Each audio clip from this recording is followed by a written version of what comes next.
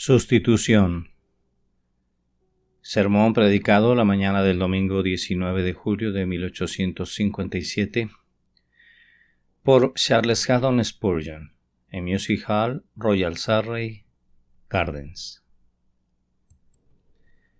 Al que no conoció pecado, por nosotros lo hizo pecado, para que nosotros fuésemos hechos justicia de Dios en él. Segunda de Corintios capítulo 5 y versículo 21.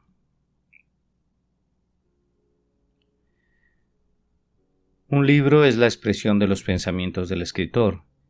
El libro de la naturaleza es una expresión de los pensamientos de Dios. Tenemos los temibles pensamientos de Dios en los truenos y relámpagos, y los amorosos pensamientos de Dios en el sol y la brisa suave. Tenemos los pensamientos generosos, prudentes y cuidadosos de Dios en la ondulante cosecha y en la madura pradera. Tenemos los brillantes pensamientos de Dios en las maravillosas escenas que se ven desde la cima de las montañas y el valle. Y tenemos los más dulces y agradables pensamientos de belleza de Dios en las pequeñas flores que florecen a nuestros pies. Pero notará que Dios ha dado en la naturaleza la mayor prominencia de esos pensamientos que necesitaban tener la preeminencia. No nos ha dado amplias hectáreas sembradas de flores porque no se necesitaban en tal abundancia, pero ha extendido los campos con maíz para que así las necesidades absolutas de la vida pudieran ser suplidas.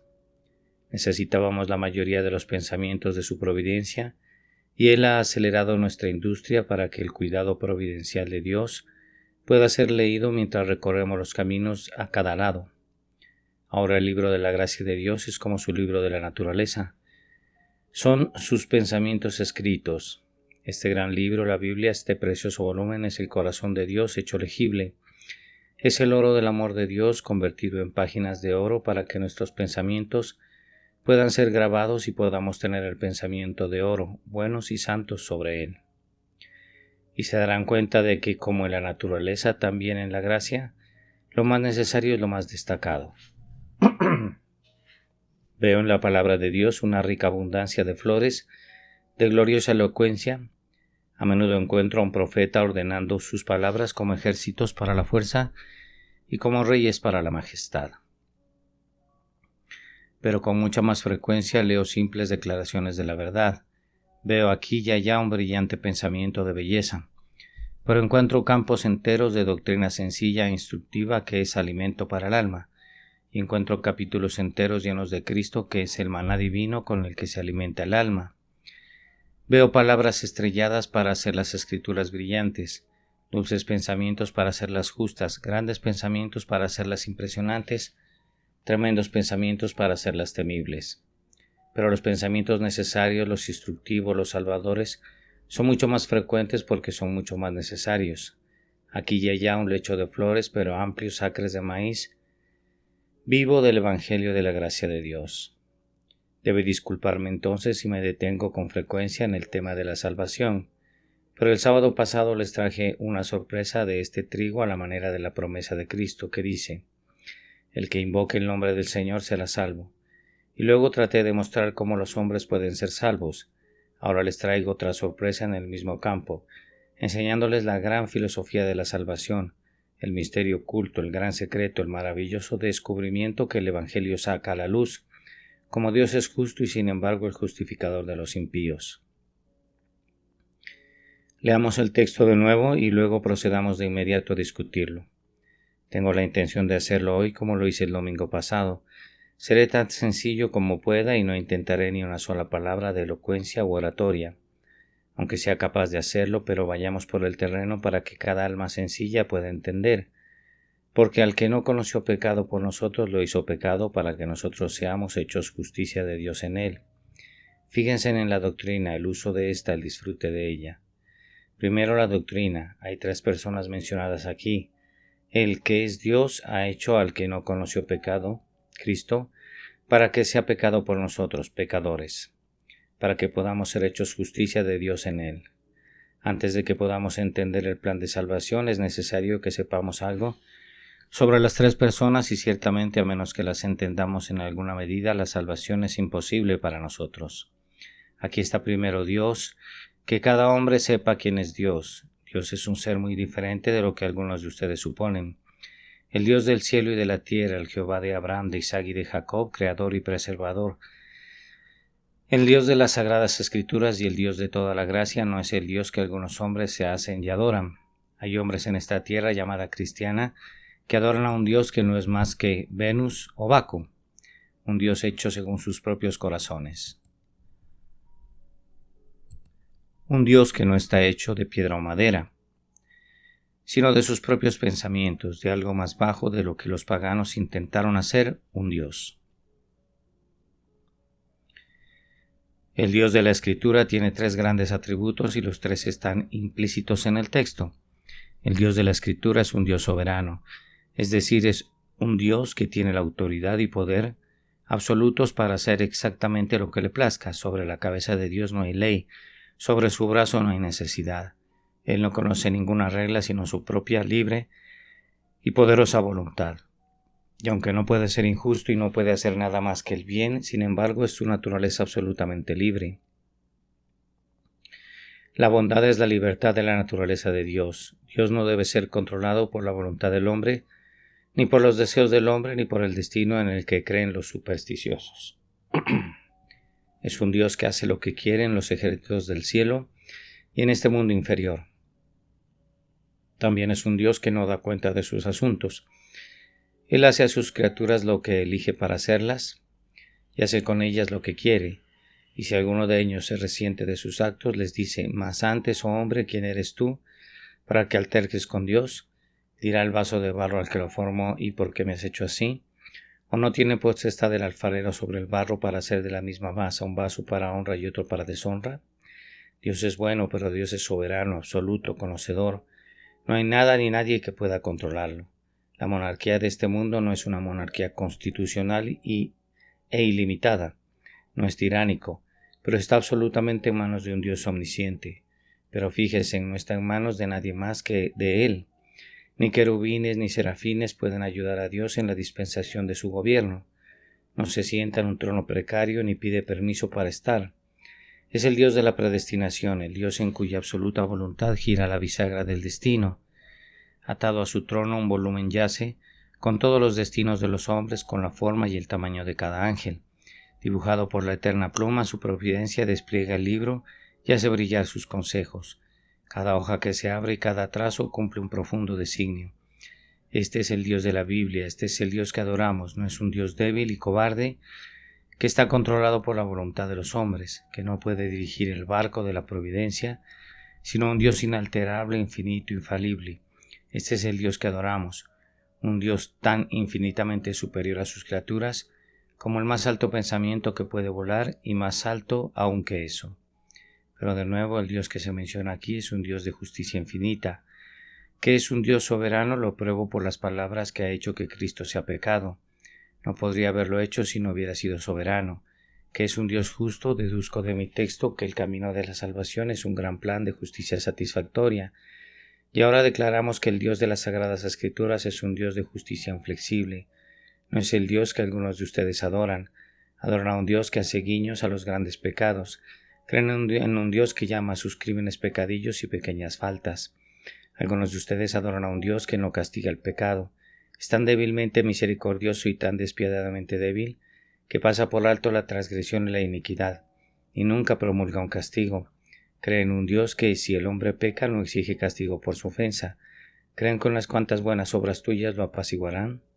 ¿Creen que es un gobernante tan débil que unas pocas palabras bien pronunciadas ante él en la oración ganarán méritos suficientes para revertir la sentencia? Su Dios no es un Dios. Es tan falso como el Dios de los griegos o de la antigua Nínive. El Dios de la Escritura es aquel que es inflexiblemente severo en la justicia y que de ninguna manera absuelve a los culpables. Jehová es tardo para la ira y grande en poder, y de ningún modo absolverá al impío. El Dios de la Escritura es un gobernante que, cuando sus súbditos se rebelan, nota su delito y nunca los perdona hasta que lo ha castigado, ya sea sobre ellos o sobre su sustituto. No es como el Dios de algunos disidentes que creen en un Dios sin expiación, con solo un pequeño espectáculo en una cruz que no fue, como dicen, un verdadero sufrimiento de pecado. Su Dios, el Dios de Soliciano, Solo borra el pecado sin exigir ningún castigo. No es el Dios de las Escrituras, el Dios de la Biblia es tan severo como si fuera despiadado y tan justo como si no fuera misericordioso. Y sin embargo es tan misericordioso y tan bondadoso como si no fuera justo, sí, aún más. Y un pensamiento más sobre Dios, o no podremos establecer nuestro discurso sobre una base segura. El Dios de la Escritura es un Dios de gracia, no piense que me estoy contradiciendo. El Dios que es inflexiblemente severo y que nunca perdona el pecado sin castigo es un Dios de amor ilimitado. Aunque como gobernante castigará, sin embargo como Dios Padre le gusta dar su bendición. Vivo yo, dice el Señor, que no tengo placer en la muerte del que muere, antes bien que se vuelva a mí y viva. Dios es amor en su más alto grado. Es el amor que se entrega más que el amor. El amor no es Dios, pero Dios es amor. Está lleno de gracia, es la plenitud de la misericordia, se deleita en la misericordia. Tan alto como los cielos están sobre la tierra, tan altos son sus pensamientos de amor sobre nuestros pensamientos de desesperación, y sus caminos de gracia por encima de nuestros caminos de miedo. Este Dios en el que armonizan estos tres grandes atributos, soberanía ilimitada, justicia inflexible y gracia insondable, estos tres constituyen los principales atributos del único Dios del cielo y la tierra al que los cristianos adoran. Es este Dios ante el que debemos comparecer. Es Él quien ha hecho que Cristo sea pecado para nosotros, aunque no conocía ningún pecado. Por lo tanto, hemos traído la primera persona ante ustedes. La segunda persona de nuestro texto es el Hijo de Dios, Cristo, que no conoció ningún pecado. Es el Hijo de Dios engendrado por el Padre antes de que todos los planetas, engendrado no creado, siendo de la misma sustancia con el Padre, coigual, coeterno y coexistente. Es el Padre Todopoderoso, también es el Hijo Todopoderoso, es el Padre Infinito, así es el Hijo Infinito. Es el verdadero Dios de verdadero Dios, teniendo una dignidad no inferior a la del Padre, sino siendo igual a Él en todo respecto. Dios sobre todo, bendito para siempre, Jesucristo es también el Hijo de María, un hombre como nosotros, un hombre sujeto a todas las debilidades de la naturaleza humana, excepto las debilidades del pecado, un hombre de sufrimiento y de aflicción, de dolor y de problemas, de ansiedad y de miedo, un hombre de problemas y dudas, de tentaciones y pruebas, de debilidad y muerte. Es un hombre como nosotros, hueso de nuestros huesos y carne de nuestra carne. La persona que queremos presentarles en este ser complejo, Dios y hombre, no Dios humanizado, no hombre deidificado, sino Dios, pura y esencialmente Dios, hombre puramente hombre, el hombre no más que el hombre, Dios no menos que Dios, los dos juntos en una unión sagrada, el Dios, hombre. De este Dios en Cristo nuestro texto dice que no conoció ningún pecado. No dice que no haya pecado, eso lo sabemos, pero dice más que eso. Él no conoció el pecado, no sabía lo que era el pecado, lo vio en otros, pero no lo sabía por experiencia. Era un perfecto desconocido para él.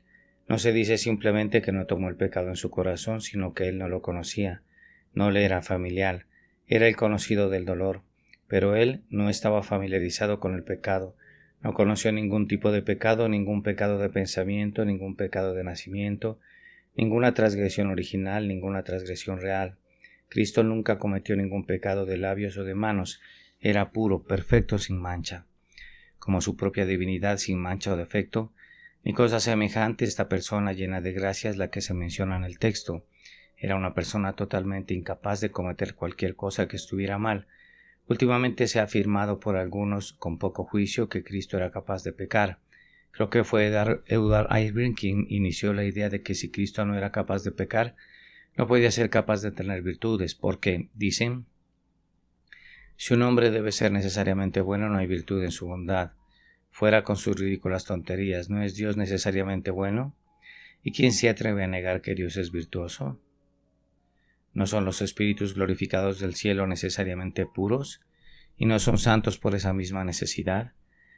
¿No son los ángeles ahora que están confirmados necesariamente impecables? ¿Y se atreverá alguien a negar la virtud angélica? La cosa no es cierta, no se necesita libertad para crear virtud.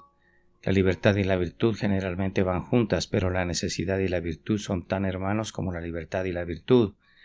Jesucristo no fue capaz de pecar. Era tan imposible que Cristo hubiera pecado como que el fuego se ahogara o que el agua se quemara. Supongo que ambas cosas podían ser posibles bajo algunas circunstancias peculiares, pero nunca pudo ser posible que Cristo cometiera o soportara la sombra de la comisión de un pecado. Él no lo sabía, no conocía ningún pecado. Ahora tengo que presentar a la tercera persona. No iremos lejos de él. La tercera persona es el pecador. ¿Y dónde está? ¿Volverán sus ojos dentro de ustedes y lo buscarán cada uno de ustedes? No está muy lejos de vosotros. Ha sido un borracho, ha cometido borracheras y juergas y cosas por el estilo. Y sabemos que el hombre que comete estas cosas no tiene herencia en el reino de Dios. Hay otro que ha tomado el nombre de Dios en vano. A veces en su ardiente pasión le ha pedido a Dios que haga cosas muy temibles contra sus miembros y contra su alma. Ah, ahí está el pecador. ¿Dónde está él? Oigo a su hombre con los ojos llorosos y a la voz sollozante exclamar: Señor, ¿está aquí? Creo que veo a una mujer aquí en medio de nosotros. Algunos la han acusado quizás y se queda sola temblando y no dice ni una palabra por sí misma. Oh, que el maestro diga: tampoco te condeno, ve y no peques más. Debo creer que en algún lugar entre estos miles de personas se escucha un corazón palpitante y ese corazón, mientras late con tanta prisa, grita: pecado, pecado, pecado, ira, ira, ira. ¿Cómo puedo obtener la liberación? Ah, tú eres el hombre, un rebelde nato, nacido en el mundo como un pecador. Has añadido a tu culpa nativa tus propias transgresiones. Has roto los mandamientos de Dios, has despreciado el amor de Dios, has pisoteado su gracia. Has seguido hasta ahora el dardo del Señor está consumiendo tu espíritu. Dios te ha hecho temblar, te ha hecho confesar tu culpa y tu transgresión. Escúchame entonces, si tus convicciones son la obra del Espíritu de Dios, eres la persona a la que se refiere el texto cuando dice: al que no conoció pecado, por nosotros lo hizo pecado, para que nosotros, es decir tú, fuésemos hechos justicia de Dios en él. He presentado a las personas y ahora debo presentarles una escena de un gran intercambio que se hace según el texto. La tercera persona que presentamos es el prisionero del tribunal. Como pecador, Dios lo ha llamado ante él, está a punto de ser juzgado para vida o muerte. Dios es misericordioso y desea salvarlo. Dios es justo y debe castigarlo. El pecador debe ser juzgado. Si hay un veredicto de culpabilidad en su contra, ¿cómo funcionarán los dos atributos conflictivos en la mente de Dios? Él es amoroso, quiere salvarlo. Él es justo, debe destruirlo. ¿Cómo se resolverá este misterio y el enigma? Prisionero en el tribunal, puede declararse inocente, se queda sin palabras o, si habla, grita: soy culpable. Si golpeas mi alma en el infierno, tu justa ley lo aprueba bien. Entonces ya veis, si él mismo se ha declarado culpable, no hay esperanza de que haya ningún fallo en las pruebas. Y aunque se hubiera declarado no culpable, sin embargo la evidencia es muy clara, pues Dios el juez ha visto su pecado y ha registrado todas sus iniquidades, de tal forma que no habría esperanza de que escapara. El prisionero está seguro de ser encontrado culpable. ¿Cómo puede escapar? ¿Hay algún fallo en la acusación? No. Está redactada por una sabiduría infinita y dictada por la justicia eterna y no hay esperanza. ¿Puede dar vuelta a la evidencia del rey? Ah, si pudiéramos salvarnos dando la vuelta a la evidencia del rey, todos deberíamos salvarnos. Hay una anomalía en nuestra ley que a menudo permite que el mayor criminal escape, mientras que el menor es castigado. Si uno es lo suficientemente ruin y cobarde para traicionar a su camarada, puede salvarse a sí mismo. Si miran el calendario Newgate, si alguno de ustedes tiene la paciencia de leer una literatura tan vil, verán que el mayor de los dos asesinos ha escapado porque dio vuelta a la evidencia del rey mientras que el otro ha sido colgado. Has delatado a tus compañeros, has dicho: Señor, te agradezco que no soy como los demás hombres, no soy como ese adúltero ni siquiera como ese publicano. Te bendigo, no soy como mi vecino que es un extorsionador, un ladrón, etc. Estás hablando en contra de tu prójimo, sois pecadores comunes y estáis contando una historia contra él, no hay esperanza para ustedes. La ley de Dios no conoce tal injusticia como la de un hombre que escapa convirtiéndose en delator de otros. ¿Cómo se escapará entonces el prisionero del bar? ¿Hay alguna posibilidad? Oh, cómo se maravilló el cielo, cómo se detuvieron las estrellas con asombro, y cómo los ángeles detuvieron sus cantos un momento, cuando por primera vez Dios mostró cómo podía ser justo y aún ser así misericordioso. Oh, creo que veo al cielo asombrado y en silencio en los tribunales de Dios por el espacio de una hora, cuando el Todopoderoso dijo: pecador, debo y voy a castigarte a causa del pecado. Pero yo te amo, el corazón de mi amor te anhela. ¿Cómo puedo hacerte como Adma? ¿Cómo puedo hacerte como Seboim? Mi justicia dice: golpea, pero mi amor mantiene mi mano y dice: perdona, perdona al pecador. Oh pecador, mi corazón lo ha ideado. Mi hijo el puro y perfecto estará en tu lugar y será considerado culpable. y tú el culpable estarás en el lugar de mi hijo y serás considerado justo. Nos haría saltar sobre nuestros pies con asombro si entendiéramos esto a fondo, el maravilloso misterio de la transposición de Cristo y el pecador. Permítame decirlo tan claramente que todos pueden entender que Cristo era inmaculado. Los pecadores eran viles. Dice Cristo: Padre mío, trátame como si fuera un pecador, trata al pecador como si fuera yo. Golpea tan severamente como quieras, porque yo lo soportaré, y así el corazón de tu amor podrá rebosar de gracia. Y aún así, tu justicia será inmaculada, porque el pecador ya no es un pecador. Se pone en el lugar de Cristo y con las ropas del Salvador puestas es aceptado. ¿Dice que un intercambio como este es injusto? ¿Dirás que Dios no debería haber hecho a su Hijo un sustituto para nosotros y dejarnos ir? Déjeme recordarle que fue puramente voluntario por parte de Cristo. Cristo estaba dispuesto a ponerse en nuestro lugar. Tuvo que beber la copa de nuestro castigo, pero estaba muy dispuesto a hacerlo. Y déjenme decirles una cosa más. La sustitución de Cristo no fue algo ilegal, porque el Dios soberano lo hizo un sustituto. Hemos leído en la historia de cierta esposa cuyo cariño a su marido era tan grande que la esposa entró en la prisión e intercambió ropa con él. Y mientras el prisionero escapaba, la esposa permaneció en la prisión. Y así el prisionero escapó por una especie de sustitución subrepticia. En tal caso hubo una clara violación de la ley y el prisionero que escapó pudo haber sido perseguido y encarcelado de nuevo. Pero en este caso la sustitución fue hecha por la autoridad más alta. El texto dice: Dios lo ha hecho pecado por nosotros. Y por lo tanto Cristo se puso en mi lugar y realizó el intercambio de forma legal. Fue con el pleno y determinado consejo de Dios Todopoderoso, así como con su propio consentimiento, que Cristo estuvo en el lugar del pecador, como el pecador está ahora en el lugar de Cristo. El viejo Martín Lutero era un hombre que hablaba con bastante claridad y a veces decía la verdad tan claramente que la hacía parecer una mentira. En uno de sus sermones dijo: Cristo fue el más grande pecador que jamás haya existido. Ahora bien, Cristo nunca fue un pecador, pero aún así Martín tenía razón. Quiso decir que todos los pecados del pueblo de Cristo fueron quitados de ellos y puestos en la cabeza de Cristo, y así Cristo se puso en la vista de Dios, como si hubiera sido el más grande pecador que jamás haya existido. Nunca fue un pecador, nunca conoció el pecado, pero el buen Martín, en su afán por hacer entender a los hombres lo que era: pecador te convertiste en Cristo, Cristo te convertiste en un pecador, no es del todo cierto. El pecador es tratado como si fuera Cristo y Cristo es tratado como si fuera el pecador. Y eso es lo que significa el texto. Dios, al que no conoció pecado por nosotros, lo hizo pecado para que fuésemos hechos justicia de Dios en él. Déjenme darles dos ilustraciones de esto.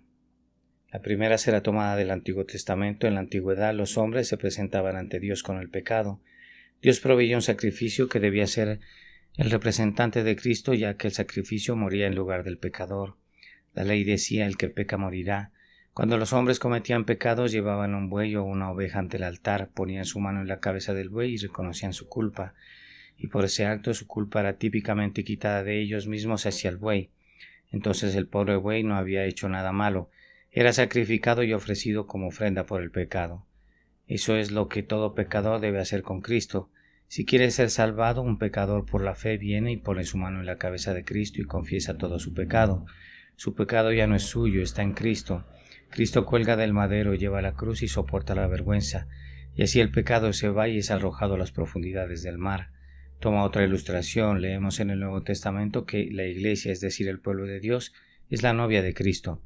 Todos sabemos que, según la ley, la esposa puede tener muchas deudas, pero tan pronto como se casa, sus deudas dejan de ser suyas y se convierten en las de su marido de inmediato. Así que si una mujer está abrumada por las deudas y tiene miedo de la prisión, que se levante una vez y le dé la mano a un hombre y se convierta en su esposa, y no haya nadie en el mundo que pueda tocarla. El marido es responsable de todo y ella le dice a su acreedor: Señor, no le debo nada. Mi marido no le debía nada. Yo contraje la deuda, pero en la medida en que me he convertido en su esposa, mis deudas se me quitan y se convierten en las suyas. Lo mismo ocurre con el pecador y con Cristo. Cristo se casa con el pecador y extiende su mano y toma a la iglesia como suya. Está en deuda con la justicia de Dios inconmensurablemente. Le debe a la venganza de Dios un peso intolerable de ira y castigo. Cristo dice: Tú eres mi esposa, te he elegido y pagaré tus deudas. Y Él las ha pagado y ha obtenido su completa liberación. Ahora quien cree en Cristo Jesús tiene paz con Dios porque ha hecho a Cristo pecado por nosotros, aunque no conoció pecado para que nosotros seamos hechos justicia de Dios en él. Y ahora habré terminado la explicación del texto, cuando les pido que recuerden las consecuencias de esta gran sustitución. Cristo fue hecho pecado, somos hechos la justicia de Dios.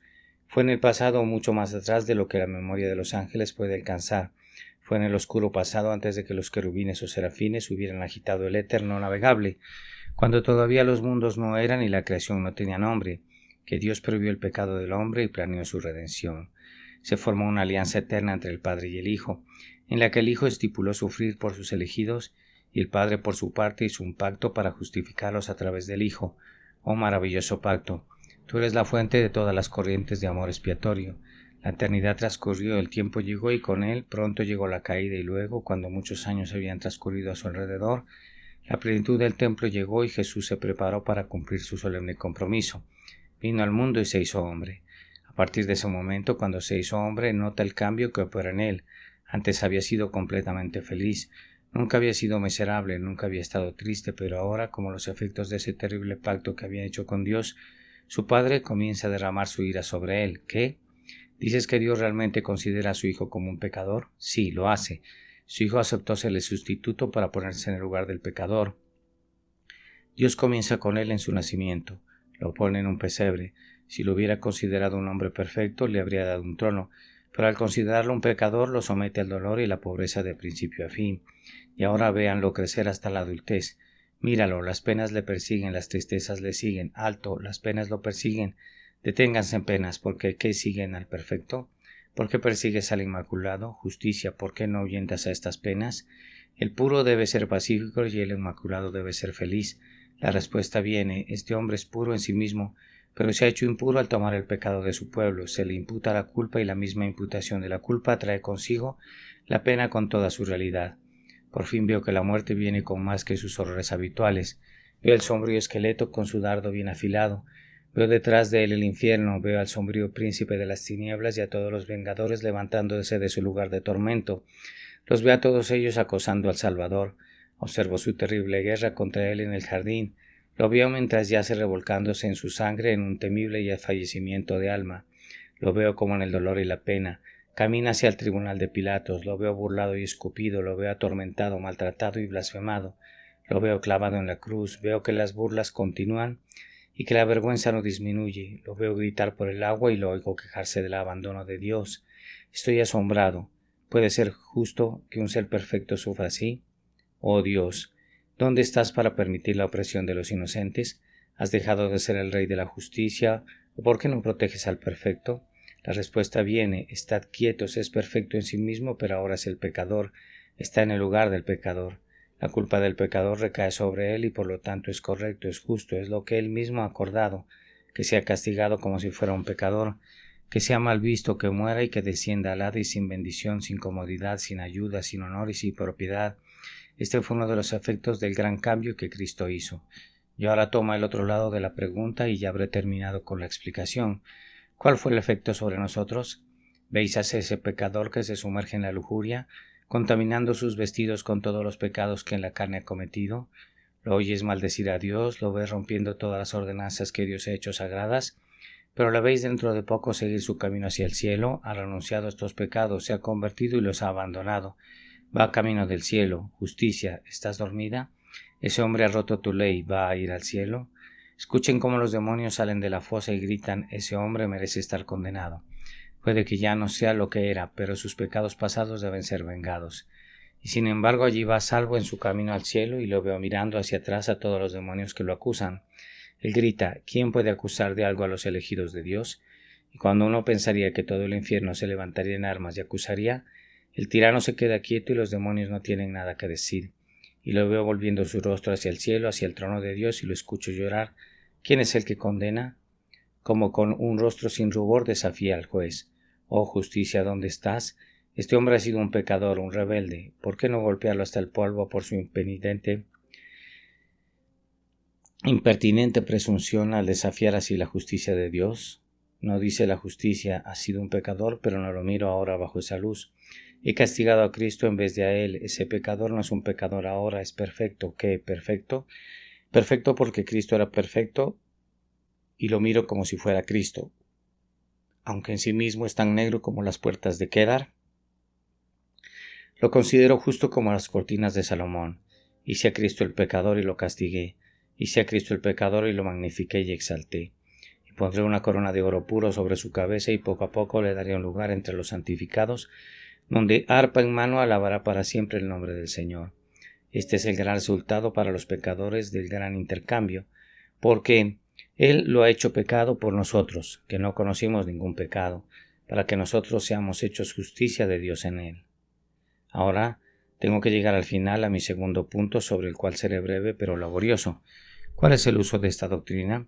Mirad las Escrituras y lo veréis. Ahora pues somos embajadores de Dios, como si Dios os rogase por medio de nosotros. Le rogamos en nombre de Cristo que se reconcilien con Dios, porque aquí está nuestro gran argumento. Al que no conoció pecado, por nosotros lo hizo pecado.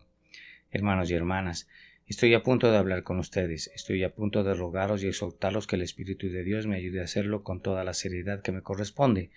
Ustedes y yo nos enfrentaremos pronto ante el tribunal del gran juez y será responsable en el día de la rendición de cuentas por todo lo que les predique, no por mi estilo o talento o falta de talento, solo seré responsable de mi seriedad y celo en este asunto, y ahora ante Dios os ruego encarecidamente que os reconciliéis con Él.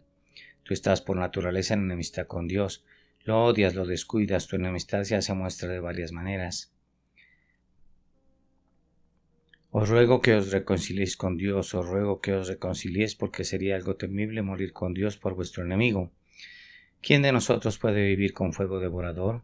¿Quién puede permanecer con las quemaduras eternas? Es algo temible caer en las manos del Dios vivo porque nuestro Dios es un fuego devorador. Tened cuidado vosotros que os olvidáis de Dios, no sea que os haga pedazos y que no haya quien los libre. Os ruego por tanto que os reconciliéis con Dios.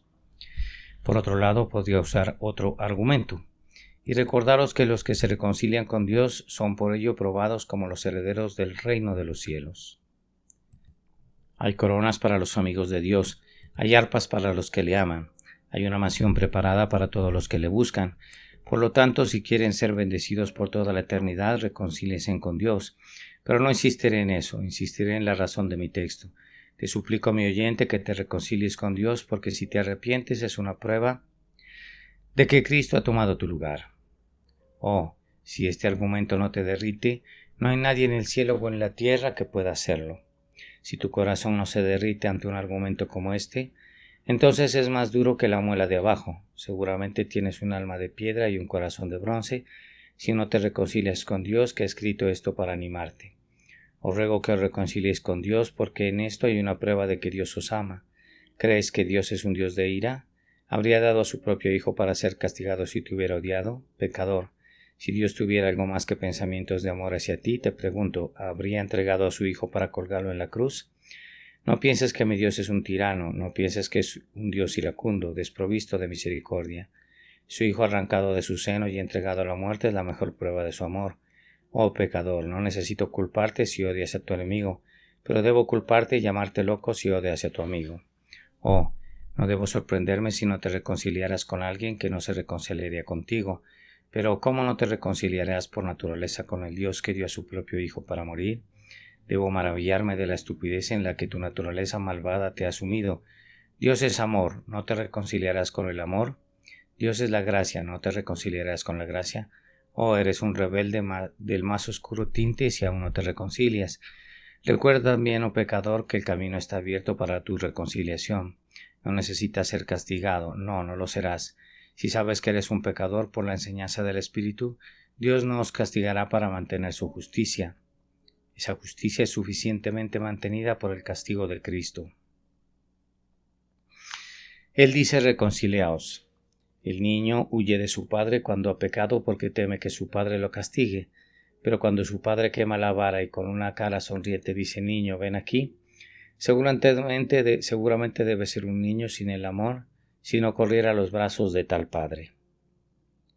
Pecador, te mereces la espada. Dios ha roto la espada en la rodilla de la expiación de Cristo y ahora dice: ven a mí. Mereces la ira infinita y eterna y el desagrado de Dios. Dios ha pagado esa ira para todos los creyentes y ahora dice: ven a mí y reconcíliate.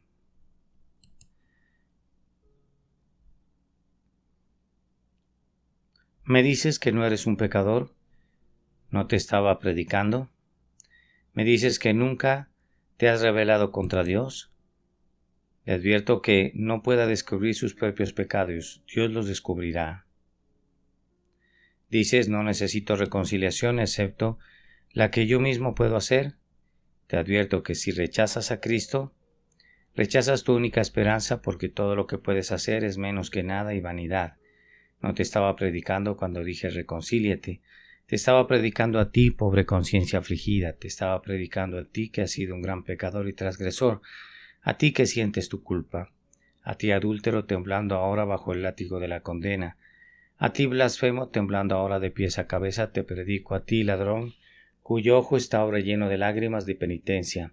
Sientes que el infierno debe ser tu porción a menos que seas salvado por Cristo. Te predico a ti, tú que conoces tu culpa, os predico a vosotros y a todos los que son así, y os suplico que os reconciliéis con Dios, porque Dios está reconciliando con vosotros. Oh, no dejes que tu corazón se oponga a esto. No puedo suplicar como podría desear. Si pudiera, rogaría con mi corazón, con mis ojos y mis labios para poder guiarlos al Salvador.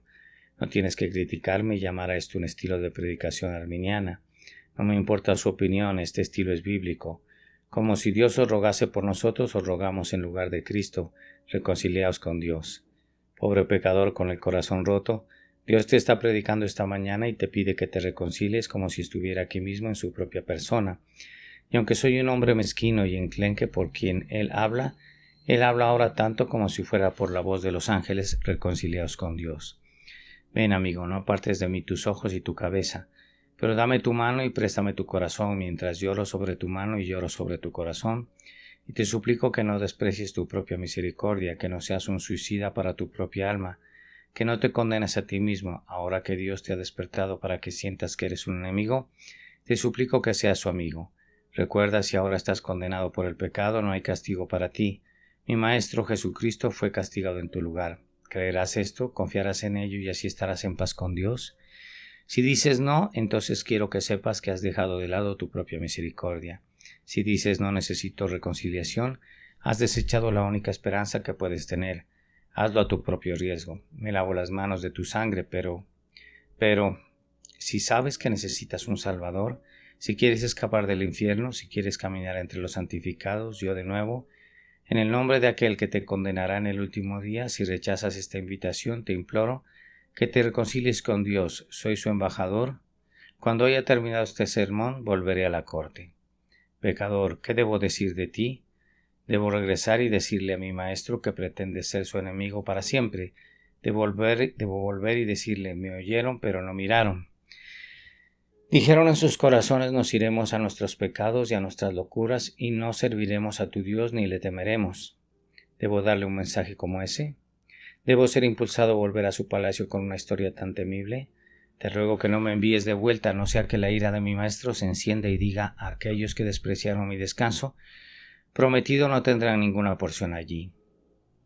Pero no puedo volver a la corte hoy y decirle al monarca de rodillas, hay algunos, mi señor, que han sido grandes rebeldes, pero cuando se vieron a sí mismos rebeldes se arrojaron al pie de la cruz y pidieron perdón. Se habían rebelado extrañamente, pero les oí decir, si me perdona me apartaré de mis malos caminos. Si él me lo permite, fueron unos graves transgresores y lo confesaron. Pero les oí decir, Jesús, tu sangre y tu justicia son mi única confianza. Feliz embajador, volveré a mi maestro con un rostro alegre y le diré que la paz se hace entre muchas almas y el gran Dios. Pero miserable embajador que tiene que volver y decir no se ha hecho la paz, ¿cómo será? El Señor lo decida, que muchos corazones cedan ahora a la gracia omnipotente y que los enemigos de la gracia se conviertan en amigos para que los elegidos de Dios se reúnan y se cumpla su propósito eterno. Y ahora cierro notando el dulce disfrute que esta doctrina trae a un creyente. Cristiano de luto, seca tus lágrimas. ¿Estás llorando por el pecado? ¿Por qué lloras? Llora por tu pecado, pero no llores por el miedo al castigo. ¿Te ha dicho el maligno que serás condenado? Dile a la cara que miente, pobre creyente afligido, ¿estás de luto por tus propias corrupciones? Mira a tu perfecto Señor y recuerda que eres completo en Él. Eres tan perfecto a los ojos de Dios como si nunca hubieras pecado. No más que eso, el Señor nuestra justicia ha puesto un manto divino sobre ti, de tal forma que tienes más que la justicia del hombre, tienes la justicia de Dios. Oh, vosotros que estáis de luto por el pecado innato y la depravación, recordad que ninguno de vuestros pecados puede condenaros. Habéis aprendido a odiar el pecado, pero habéis aprendido a saber que el pecado no es vuestro, sino que está puesto en la cabeza de Cristo. Vamos, tened buen ánimo, vuestra posición no está en vosotros mismos, está en Cristo. Tu aceptación no está en ti mismo, sino en tu Señor. Con todo tu pecado, eres tan aceptado hoy como en tu santificación. Eres tan aceptado por Dios hoy con todas tus iniquidades como lo serás cuando estés ante su trono, libre de toda corrupción. Os ruego que os aferréis a esta preciosa perfección de pensamiento en Cristo, porque tú eres perfecto en Cristo, Jesús, con el vestido de vuestro Salvador. Sois tan santos como los santos. Ahora estáis justificados por la fe. Ahora tenéis paz con Dios. Tened buen ánimo. No teman morir. La muerte no tiene nada terrible para ustedes. Cristo ha sacado toda la hiel del aguijón de la muerte. No tiembles ante el juicio. El juicio no te traerá otra solución que añadir a la ya dada en tu causa. Audaz te pondrás de pie en este gran día, porque ¿quién puede poner algo a tu cargo? Estás completamente absuelto por Cristo de la tremenda culpa del pecado. Cuando vengas a morir desafiarás a Dios porque dirás: Dios mío, no puedes condenarme porque has condenado a Cristo por mí, has castigado a Cristo en mi lugar. ¿Quién es el que condena? Es Cristo que murió. Sí, más bien que ha resucitado, que también se sienta a la derecha de Dios y que intercede por nosotros. Cristiano, alégrate, que a tu cabeza no le falte aceite y a tu rostro no le falte ungüento. Sigue tu camino, come tu pan con alegría y bebe tu vino con un corazón alegre, porque Dios ha aceptado tus obras. Haz lo que nos pide Salomón, vive felizmente todos los días de tu vida, porque eres aceptado en el amado. Eres perdonado por la sangre y justificado por la justicia de Cristo. ¿Qué tienes que temer? Que tu cara siempre tenga una sonrisa, que tus ojos brillen de alegría. Vive cerca de tu Maestro, vive en los suburbios de la ciudad celestial, ya que cuando llegue tu hora pedirás prestadas mejores alas que las que los ángeles usaron jamás, y superarás a los querubines y te levantarás donde está sentado tu Jesús, sentado a su derecha, así como Él ha vencido y se ha sentado a la derecha de tu Padre, y todo esto porque el divino Señor fue hecho pecado por nosotros, que no conoció ningún pecado, para que fuésemos hechos justicia de Dios en Él. Amén. Sustitución. Sermón predicado a la mañana del domingo 19 de julio de 1857 por Carlos Haddon Spurgeon en Music Hall Royal Surrey Gardens. Al que no conoció pecado por nosotros, lo hizo pecado, para que nosotros fuésemos hechos justicia de Dios en él. Segunda de Corintios, capítulo 5 y versículo 21.